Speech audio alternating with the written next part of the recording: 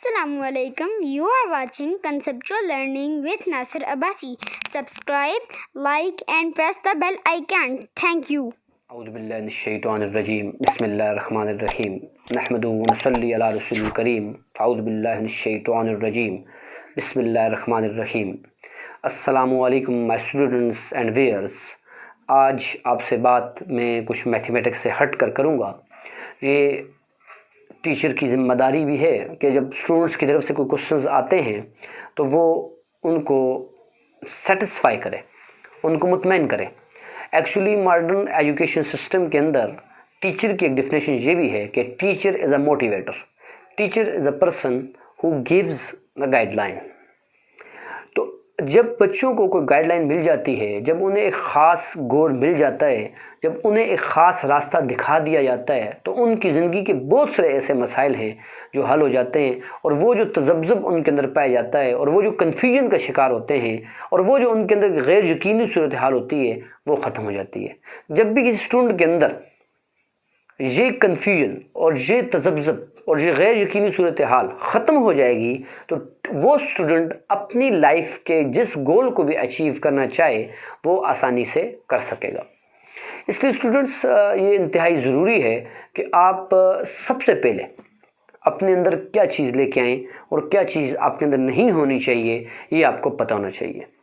یعنی آپ جس فیلڈ میں بھی جانا چاہتے ہیں سب سے پہلے تو یہ کلیئر کر لیں کہ آپ جس فیلڈ میں جانا چاہتے ہیں اس فیلڈ کا آپ کو شوق ہونا چاہیے, ایک بات.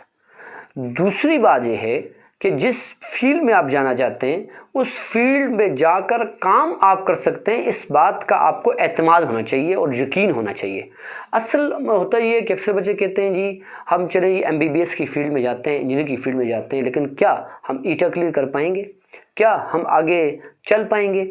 کیونکہ ہم نے دیکھا ہے کہ بڑے بڑے بچے جو لائق لوگ ہوتے ہیں اور وہ جب ایٹا کے ٹیسٹ میں جاتے ہیں یا آگے وہ سروائیو نہیں کر پاتے تو ہم تو اتنے لائق نہیں ہیں تو ہمارا کیا ہوگا. بھائی پیارے بچوں, کبھی بھی یہ بات نہیں سوچتی کہ ہم نہیں کر سکتے. میں اکثر بچوں کے حدیث سناتا ہوں جس کا مفہوم یہ ہے, حدیث قدسی ہے کہ بندہ اللہ سے جیسے گمان کرتا ہے اس کے ساتھ ویسے ہی معاملہ ہوتا ہے. اب جس بندے نے پہلے کہہ دیے بھائی کیا میں کر سکوں گا, اس کے اوپر کانفیڈنس ہی نہیں ہے, اس کے اپنے اوپر یقین ہی نہیں ہے اور کنفیوژن کا شکار ہے کہ بھائی یہ کام میں کر سکتا ہوں کہ نہیں کر سکتا, تو پھر اس وجہ سے وہ بچہ جو ہے اس کام کو واقعتاً نہیں کر سکتا. کیوں؟ اس نے پہلے ہی ذہن میں کہہ دیا ہے کہ بھائی چلو جی بڑے بڑے لوگ رہ گئے ہیں تو میں بھی ٹرائی کرتا ہوں, ہو گیا تو ٹھیک ہے, نہ ہوا تو رہ جاؤں گا. پہلی بات تو یہ ہے کہ آپ یہ کہیں جی میں یہ کام کر سکتا ہوں اور یہ کام میں کروں گا. اور میں اکثر بچوں کو دو باتیں کہتا ہوں, کوئی دنیا دار قسم کے لوگ ہوں گے تو ہو سکتے ہیں اس سے اس کی تردید کر دیں, لیکن یہ جہاں تک میرا تجربہ ہے اور جہاں تک میں نے دیکھا ہے اور جہاں تک اسٹڈی ہے میں آپ کو یہ بتا سکتا ہوں پورے چیلنج کے ساتھ کہ جس اسٹوڈنٹ کے اندر دو باتیں پائی جائیں گی, یہ بندہ جس چیز کے بارے میں سوچے گا کہ میں نے اس چیز کو کرنا ہے تو انشاءاللہ وہ ضرور کر پائے گا. اس میں پہلی بات کہ وہ ہر کام کے اندر یعنی جب وہ کسی کام کا ارادہ کرے تو اس کے لیے اپنے ساتھ اللہ کی مدد, معیت, نصرت کو ساتھ لے لے. جب وہ اللہ کی مدد کو اپنے ساتھ لے لے گا, اللہ کی معیت اور نصرت کو اپنے ساتھ لے لے گا, تو یاد رکھیے گا اس کی زندگی کے اندر بہت سارے ایسے ہرڈلز, ایسی رکاوٹیں جو آنے والی تھیں اللہ کی مدد آنے کی وجہ سے وہ ختم ہو جائیں گی. اب سوال یہ بتاتا ہے کہ اللہ کی مدد کیسے آئے گی؟ اللہ کی مدد آئے گی, یاد رکھیے گا, اعمال کے ساتھ اور فرائض کے اہتمام کے ساتھ. اور کم از کم یہ کر لے کہ فرائض کا اہتمام کر لے. 5 وقت کی نماز ہے, اعمال کا اہتمام ہے. ہر وہ بندہ جس نے کلمہ پڑھ لیا ہے اسے پتہ ہے فرائض کا اہتمام کیا ہے. تو فرائض کے اہتمام کے ساتھ اپنی زندگی کو لے کے چلے, اپنے مشن کو لے کے چلے, چاہے وہ ڈاکٹر بن رہا ہے, چاہے وہ انجینئر بن رہا ہے, وہ کیپٹن بننے کا خواب دیکھ رہا ہے, what ever is his or ہر گول, اس کا جو بھی گول ہے, اچیومنٹ وہ حاصل کرنا چاہتا ہے, اس کو چاہیے سب سے پہلے اپنی اللہ کی مدد ساتھ لے لے. میں اکثر جو کہتا ہوں جو لوگ ہارڈ ورک کرتے ہیں اور ڈاکٹر بن جاتے ہیں, ہارڈ ورک کرتے ہیں اور انجینئر بن جاتے ہیں, وہ ڈاکٹر تو بنتے ہیں, انجینئر تو بنتے ہیں, لیکن وہ کامیاب نہیں بن سکتے. کامیاب ڈاکٹر بحیثیت مسلمان میں بتا رہا ہوں چونکہ میں ایک مسلم ٹیچر ہوں اور ہماری کمیونٹی مسلم ہے, تو میں آپ کو بالکل واضح الفاظ میں کہہ رہا ہوں, اگر آپ کامیاب ڈاکٹر, کامیاب انجینئر, کامیاب کیپٹن, کامیاب آفیسر بننا چاہتے ہیں تو اس میں سب سے پہلی بات یہ ہے کہ اللہ کی مدد کو ساتھ لیں.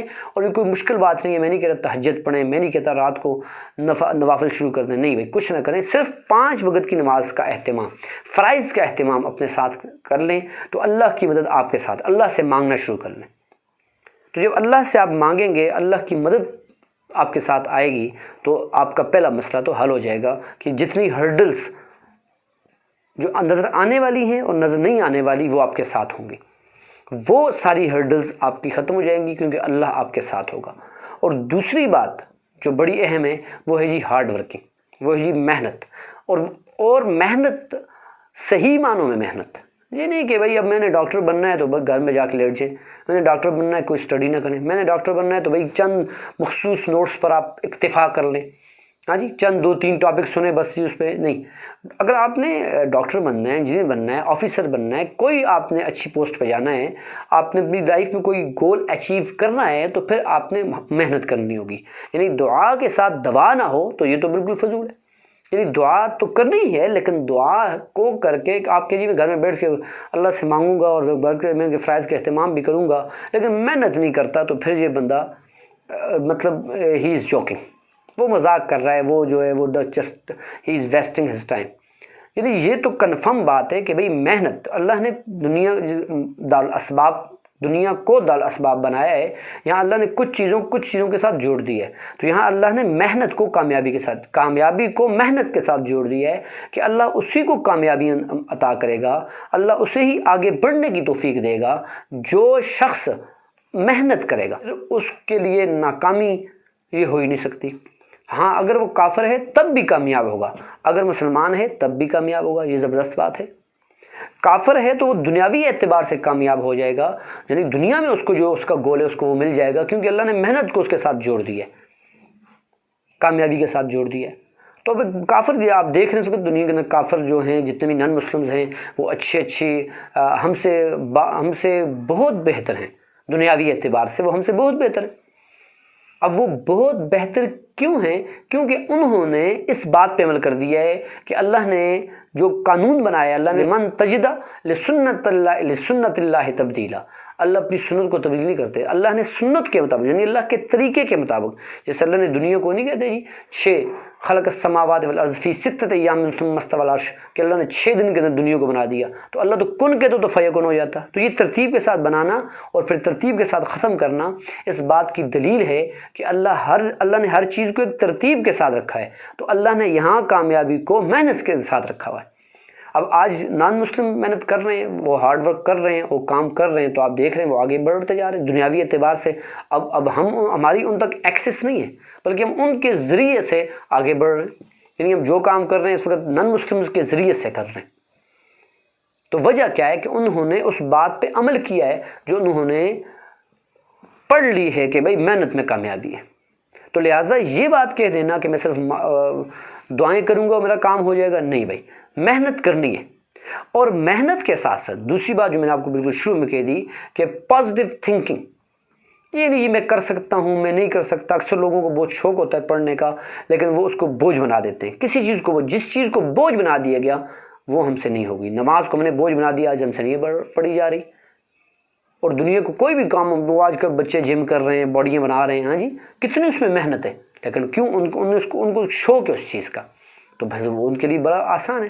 اس کے بنسبت نماز تو بہت ہی آسان ہے لیکن ہمیں وہ مشکل لگ رہی ہے, اس کے لیے اتنی ہارڈ ورک نہیں ہے لیکن ہم نہیں کر پا رہے کیونکہ ہم نے اسے بوجھ بنا دیا ہے.